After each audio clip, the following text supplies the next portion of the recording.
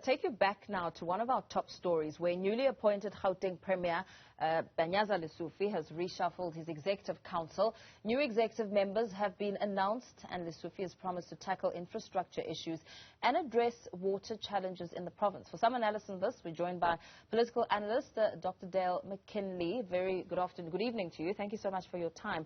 Moments after he was elected the new Premier, Panyaza Lesufi warned civil servants and leaders in the provincial government that fighting corruption is going to be part of his administration's, will top his administration's agenda. I suppose it's important to point it out because we know corruption could well be the defining issue of the 2024 elections. Well, yeah, I mean, if we look at the last 2 years of David Makura's tenure, it was rife with a whole range of different kinds of, particularly in the health department, but other departments in Gauteng with corruption allegations, investigations. Of course, there was the assassination of Abita Dekoran, who had blown the whistle on corruption. So there's a lot here that he has to deal with. And it's not surprising that he would name that because the ANC is running, I wouldn't say scared, but I would say they're certainly, I think, very, very concerned as they look to next year. If you look at the trends in this province in terms of their support, it's hemorrhaging. So he's got to do something. So he's saying the right things, as any new premier would. Of course, the question with regards to corruption is, will we see action fairly soon? And I think that's what people want to see, whether it's the State Capture Commission or the ANC itself, acting against those that have been fingered or at least are suspected of wrongdoing. So the proof is going to be in the doing, and let's see if Panyaza Lesufi is up to the task. Yeah, absolutely. In saying the right things, Premier Lesufi has also acknowledged that the mammoth task lies ahead regarding the provision of services to the province's residents. And just looking at the current situation, we're sitting with an estimated unemployment rate of around 37% in Gauteng, and of course the soaring crime rates. A daunting task does indeed lie ahead for him. What is at stake? Well, at stake is his political and the ANC's political hegemony. In other words, their dominance. They haven't had to really worry in Gauteng up until the last elections of sharing any power or of losing power. And now that is a real possibility. And as you mentioned, the problems are deep-seated. I mean, just let's look at the last 2 weeks in Johannesburg and greater Johannesburg, where the water shedding problems, which of course are linked to the load shedding problems, but the infrastructural issues, the crime. He identified 3 particular issues in his sort of maiden speech, I guess you could say, which is crime, corruption, and of course then economic revival and, as you say, job creation. So Gauteng and has always been the engine room of South Africa. It's always been considered to be the richest and most valuable province, and we haven't seen a great deal of progress in the last few years. So yeah, it's all up for grabs. I mean, if he doesn't deliver as the premier, and certainly the junior people in the ANC under him, they're going to lose the next election. Now, before the polls in 2016, the ANC in Gauteng governed all 3 metros in the province, being Johannesburg, Tshwane and Ekurhuleni. As matters stand today, I mean, the ANC only governs 1 metro, which is the city of Johannesburg, after forming the coalition government last week. How much of an impact can Lesufi really have on turning the ANC's electoral fortunes around? Well, if it's business as usual, if it's more about who's going to put in and the factional battles within the ANC and who, I mean, there was quite a bruising battle leading up into, obviously, the Gauteng Congress itself with Lebogang Maile.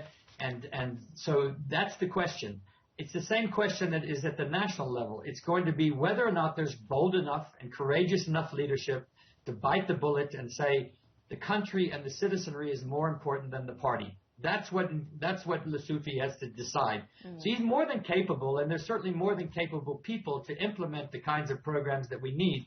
The question is whether there's the political will. It's too early to say. He's saying the right words, but so did David Makura when he became, a premier many years ago. So it's hard to predict. I'm not crossing my fingers necessarily. Yeah. I hope that's the case because all of us who live in this province and the city certainly hope, irrespective of what political party we support, that things get better. And let's hope that Lesufi's up to that task. Yeah, you mentioned a very important dynamic in the mix, slates. Of course, the DA's Solim Simang has also been very critical of that with the new shape and form of the shake-up. And he speaks about Lebogang Maile being quite a dangerous, placed in a dangerous predicament, especially having landed government in court several times. And, you know, he's saying that he doesn't think with Lebogang Maile in the mix that there will be a shortage of scandals. What's your take? Well, I mean, let's just go back and remind ourselves that Panyaza Lesufi's own department under David Makura was embroiled in a 400 million PPE scandal during the COVID-19 lockdowns.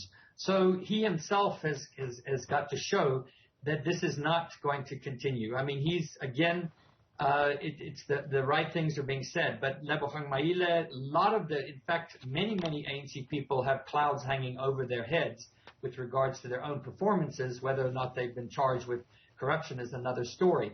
And I think there's a feeling amongst many people that the ANC has lost its way. In other words, it cannot see the wood for the trees. It simply is so concerned about its own power dynamics internally and who's going to get what positions and who's going to survive.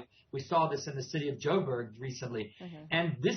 And so that's the ANC. But let's then talk also to say that opposition parties, whether it's the DA, whether it's the EFF and the smaller political parties, they're certainly going to take advantage of whatever mishaps happen. So it's not just about the ANC. It's about how he's going to manage the opposition and how he's going to manage a situation leading up to local government elections in which the ANC is nipping at the heels of the ANC from a whole range of different angles. Yeah. I suppose another headache then will be the ANC come 2024 with a lot of predictions that they'll fail to get an outright victory in the province come 2024. Yeah, I mean, if I was a betting person, I would say that that's exactly what's going to happen. I don't think the ANC is in any position right now to win a majority of votes in this province. I think it's heading in the opposite direction. So we're talking about coalition politics here.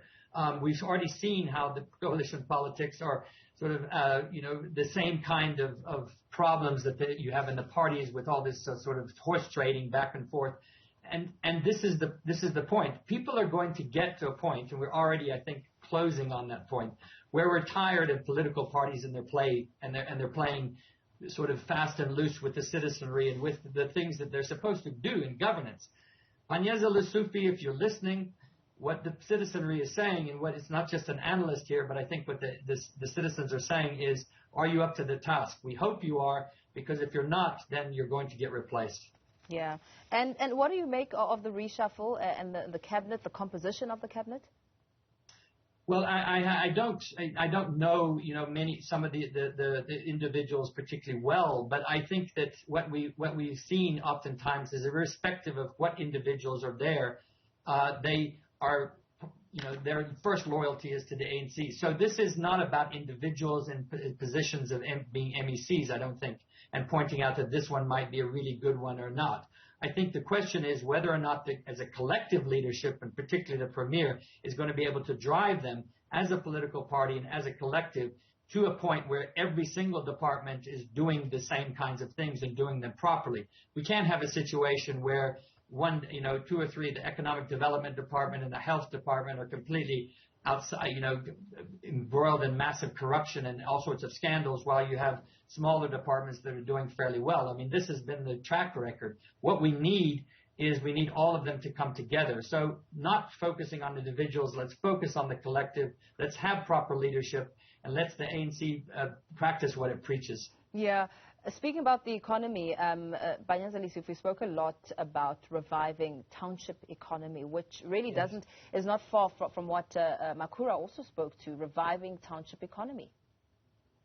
Yeah, I mean, this has been sort of the record being set again and again and again. I mean, and again, what we see, let's take, for example, one of the oldest and sort of most famous townships, two of them, Soweto and Alex, outside of others. And if you look at the state of Alexandra, for example, which has had presidential projects, which has had billions poured into it and a whole range of things, it's still in a really sad state. So it's about focusing on the basics. I think if we stop about these big developments and big ideas and all sorts of things, if you remember a few years ago, it was going to be corridors and we were going to have all sorts of transports and mixed developments and everything. This never really happened.